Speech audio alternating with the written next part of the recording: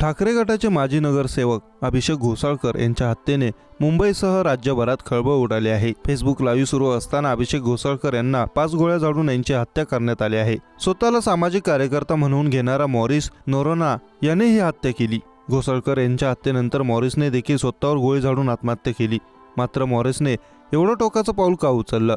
अभिषेक घोसाळकर यांची एवढी क्रूर हत्या मॉरिसने का केली, असे प्रश्न यामुळे उपस्थित होतात। पोलीस तपासात काही गोष्टी हळूहळू उलगडत आहेत। आर्थिक वाद आणि राजकीय वैर यातून ही हत्या झाल्याचा प्राथमिक अंदाज वर्तवला जात आहे। मॉरिसने कट रचून ही हत्या केल्याचं समोर येत आहे। मॉरिस नोरोना विरोधात पोलीस ठाण्यात 376 बलात्कार आणि 509 विनयभंग करण्याच्या उद्देशाने महिलेला अश्लील शेरेबाजी करणे असे 2 गुन्हे दाखल होते। बलात्कार प्रकरणी मॉरिसला अटक देखील झाली होती। काही महिने तो पुण्याच्या येरवड्या कारागृहात बंद होता। दोन्ही गुन्ह्यात अभिषेक घोसाळकरांनी पोलिसांवर दबाव टाकल्याची मॉरिसची धारणा होती।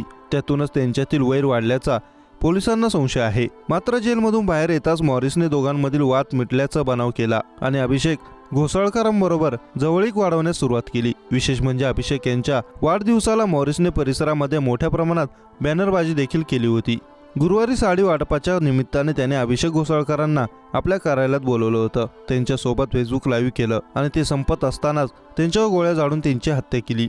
दोघांमध्ये राजकीय वैर देखील होतं अशी माहिती देखील समोर आली आहे। मॉरिस दहिसर वॉर्ड क्रमांक 1 मधून मुंबई महानगरपालिकेची निवडणूक लढण्यास इच्छुक होता। मात्र अभिषेक यांचा यासाठी विरोध होता। दोघांमध्ये याबाबत बैठकही झाली होती। या बैठकींमध्ये अभिषेक यांनी मॉरिसला वॉर्ड क्रमांक 8 मधून निवडणूक लढण्याची ऑफर दिली होती। मात्र मॉरिसला ती मान्य नव्हती अशी माहिती मीडियाने दिली आहे। याशिवाय दोघांमध्ये आर्थिक व्यवहारांवरून देखील वाद होते।